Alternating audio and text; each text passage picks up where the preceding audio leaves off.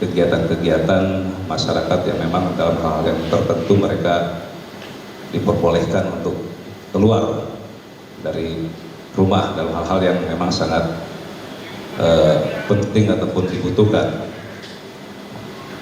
Kemudian di samping upaya-upaya pencegahan, memang dalam rangka untuk lebih mendisiplinkan ataupun menyadarkan masyarakat, memang ada upaya-upaya penegakan hukum, ya, ataupun selama ini kita lakukan dalam hal penertiban ataupun penegakan hukum kepada masyarakat. Ini penegakan hukum ini merupakan upaya terakhir, ya, upaya terakhir apabila himbauan-himbauan tidak diikuti oleh masyarakat ini. Jadi dalam hal ini ada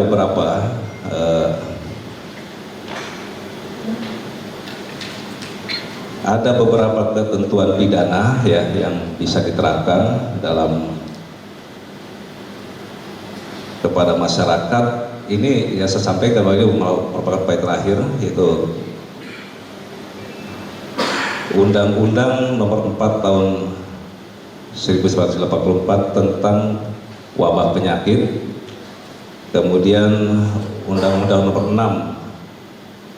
6 2018 tentang karantina kesehatan, dan KUHP, ya.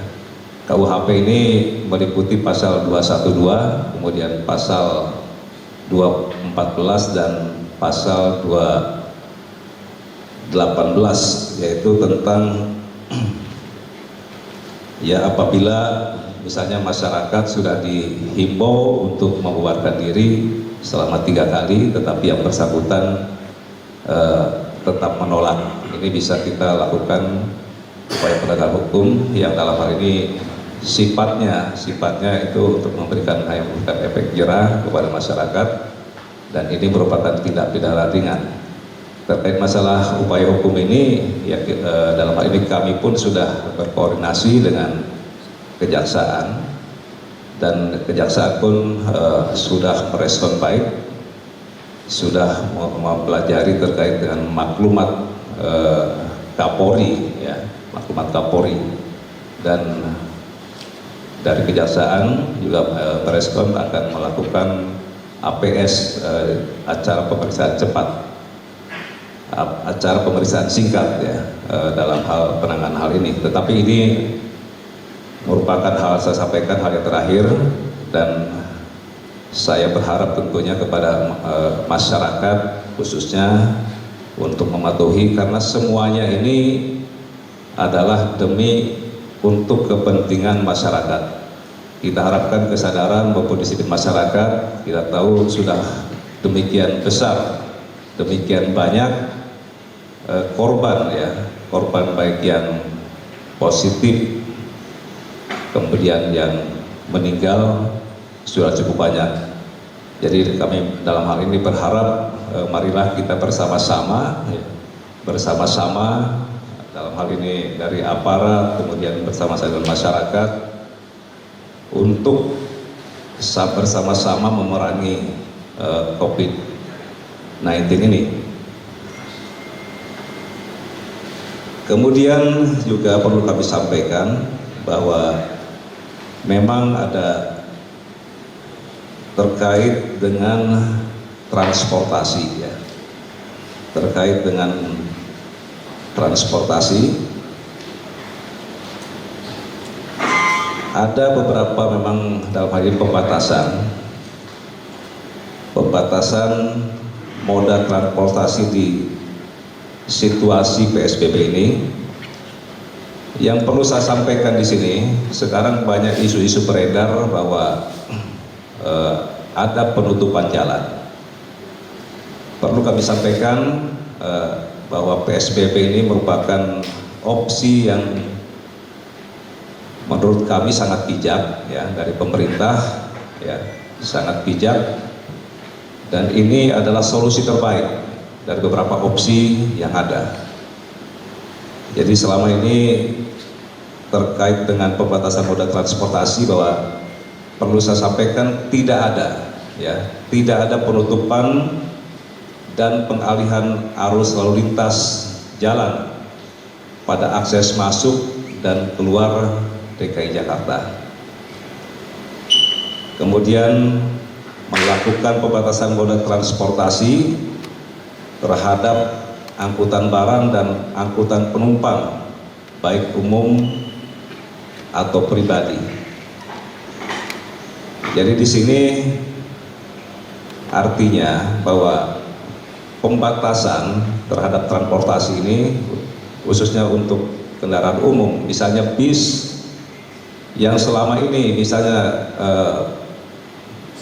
satu bis ya itu memuat sekitar 40 orang. Nah ini yang diperbolehkan sesuai dengan PSBB adalah separuhnya, yaitu 50% ya, penumpang ya. Demikian juga misalnya kereta api, ini berlaku untuk kendaraan-kendaraan umum dan sampaikan juga kereta api termasuk MRT, kemudian LRT ya.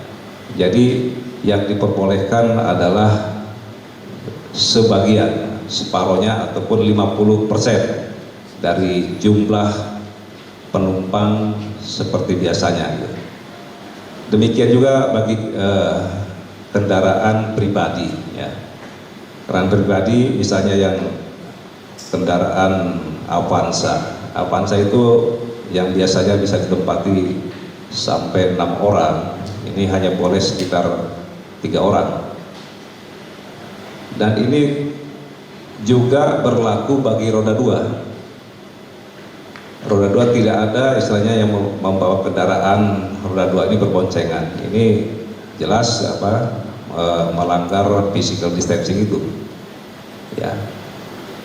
Ya. Jadi ini melanggar physical distancing. Jadi mereka hanya diperbolehkan untuk 1 orang, dan ini berlaku juga bagi ojek online. Ya. Oke. Dan detailnya kita masih menunggu peraturan gubernur ya, Pergub. Kita masih menunggu peraturan gubernur.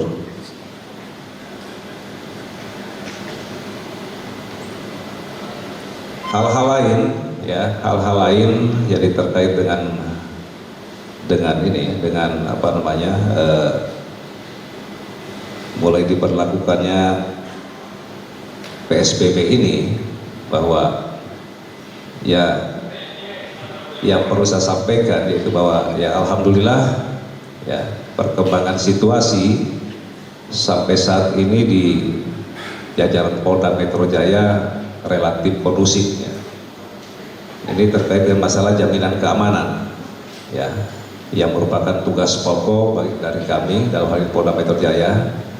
Jadi perlu saya tekankan kembali dalam hal ini bahwa Polda Metro Jaya akan memaksimalkan untuk menjamin keamanan di wilayah hukum Polda Metro Jaya ini. Saya rasa ini mungkin yang dapat saya sampaikan. Masalah hal-hal yang lain nanti kita mungkin bisa saya buka tanya jawab. Demikian yang dapat saya sampaikan. Untuk melaksanakan secara bersama-sama, tim ini nanti terpadu di tingkat provinsi, kemudian di tingkat kabupaten ataupun kota madya, dan di tingkat kecamatan. Ini akan kita lakukan terpadu ya, terpadu. Dan nanti pelaksanaannya kami pun akan merangkul beberapa tokoh-tokoh, apakah itu tokoh agama, kemudian tokoh masyarakat ya, ataupun ulama. Ini akan kita libatkan dalam tim terpadu ini ya. Jadi saya kembali sampaikan bahwa penegakan hukum adalah hal yang terakhir, dan kami pun sudah melihat bahwa kesadaran ataupun disiplin masyarakat sudah meningkat ya, sudah meningkat. Bisa kita lihat dari situasi, perkembangan situasi saat ini di DKI Jakarta ini. Itu ya Pak. Kemudian terkait dengan masalah tadi, masalah pembatasan moda transportasi khususnya bagi roda 2 ini memang dalam proses. Cuma kemarin memang sempat kita diskusikan, kita mencari yang terbaik, solusi terbaik ya, solusi terbaik untuk masyarakat dalam hal pembatasan ini. Tetapi ya kita berharap ya memang itu pun tujuannya sama, semuanya untuk kepentingan masyarakat, untuk kesehatan masyarakat. Kita tidak mau ada tambahan lagi korban virus corona ini ya. Jadi itu dari kami, dan ini masih dalam proses, dan insya Allah kemungkinan besok sudah selesai. Makanya rencana akan diberlakukan itu mulai tanggal 10 ataupun hari Jumat ke depan. Demikian Pak. Ya,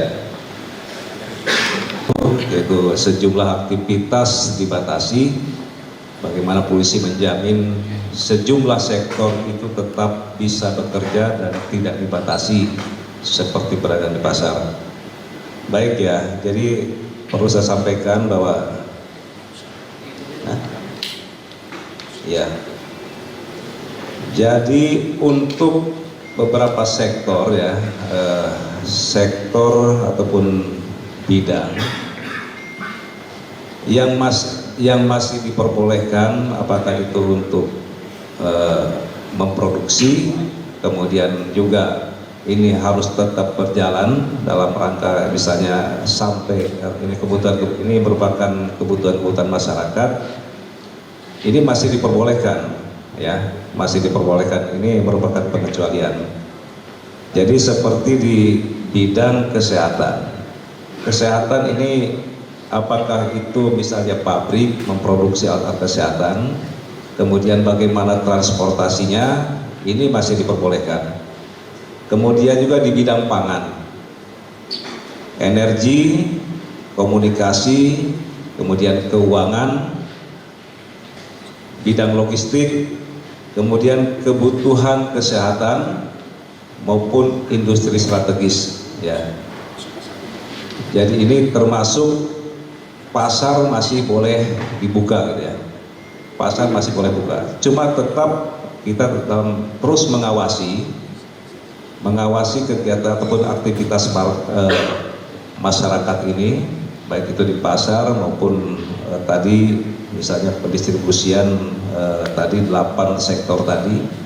Kami dari kepolisian dan tentunya dari Pemda maupun dari TNI akan terus melakukan pengawasan ya, akan terus melakukan pengawasan dan harus memenuhi tadi yang masalah protokol kesehatan tadi, misalnya physical distancing itu. Kemudian terkait dengan pertanyaan yang kedua,